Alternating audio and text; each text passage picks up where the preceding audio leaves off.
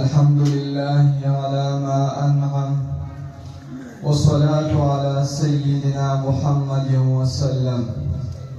أما بعد فأعوذ بالله من الشيطان الرجيم. بسم الله الرحمن الرحيم.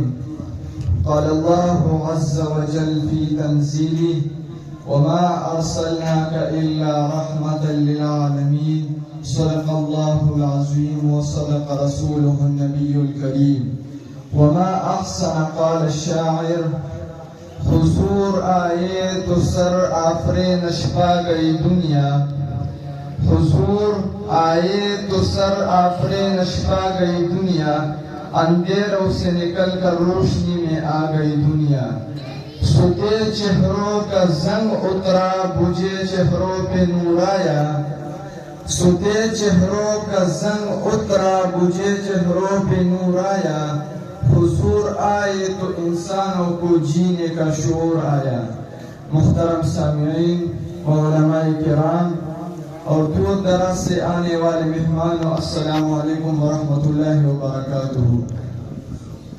آج میں آپ حضرات کے سامنے اس مبارک اور باسعادت محفل میں سیرت نبوی کی ایک جھلک پیش کر کے تمام سیرت کا نقشہ کھینچنا چاہتا ہوں، تاکہ پوری کائنات پر یہ بات ظاہر ہو جائے کہ میرا نبی کتنا عظیم اور میرا نبی کتنا اعلیٰ ہے.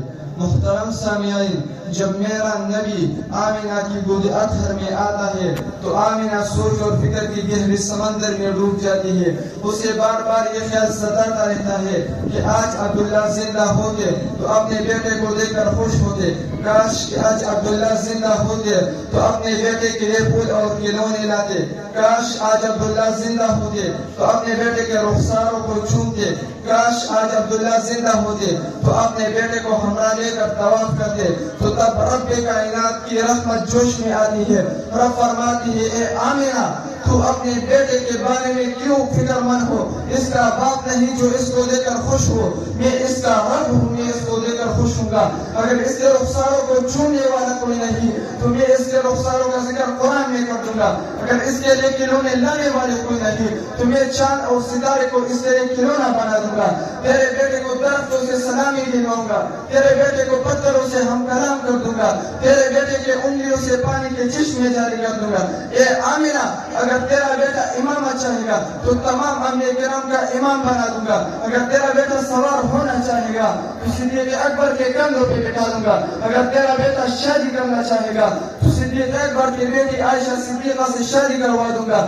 اگر بیٹا تیرا ہے تو محبوب میرا ہے. اگر لخت جگر تیرا ہے تو صاحب کوثر میرا ہے. اگر نوری نظر تیرا ہے تو خیر البشر میرا ہے. اگر تو اس کے جان قربان کر دے گے تو یہ پر قرآن نازل کر دوں گا. محترم سامعین، رب ذوالجلال نے اپنی کئی مناسبتیں اپنے حبیب کے ساتھ قائم کی ہے.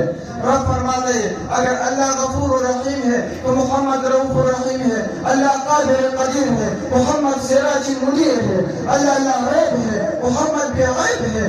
اللہ خالق ہے، محمد تعریف کے لائق ہے.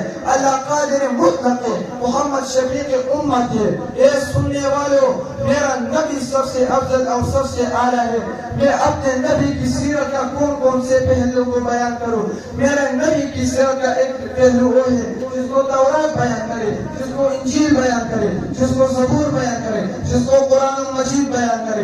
میرے نبی کی سیرت کا ایک پہلو وہ ہے جس کو جنت میں حوریں بیان کر گئی. میرے نبی کی سیرت کا ایک پہلو وہ ہے جس کو صحابہ کرام بیان کر گئے. میرے نبی کی سیرت کا ایک پہلو ہے جس کو عائشہ صدیقہ بیان کر گئی. کسی نے پوچھا: اے عائشہ، آپ نے نبی کی رفاقت میں 9 برس گزارے ہیں، ذرا اس کی سیرت کے بارے میں تو بتا دیجئے. فرماتی ہے: کانا خلقہ القرآن. پھر فرماتے ایک سورج آسمان پر جگمگاتا ہے اور ایک سورج میرے حجرے کے اندر جلوہ افروز ہے. ان دونوں میں فرق ہے کہ آسمان کے سورج کو تم دیر سے دیکھو گے تو بینائی سے محروم ہو جاؤ گے. میرے حجرے کے سورج کو دیکھو گے تو روشنائی مل جائے گی. آسمان کے سورج کے قریب جاؤ گے تو جل کر رات ہو جاؤ گے. میرے حجرے کے سورج کے قریب آؤ گے تو تمہیں جنت کا دروازہ ملے گا. آسمان کا سورج فجر کے بعد طلوع ہوتا ہے, میرے حجرے کا سورج عشاء کے بعد طلوع ہوتا ہے. آسمان کا سورج قیامت کے دن بھی نور ہو جائے گا, لیکن میرے حجرے کا سورج قیامت کے دن بھی چمکتا ہوا نظر آئے گا.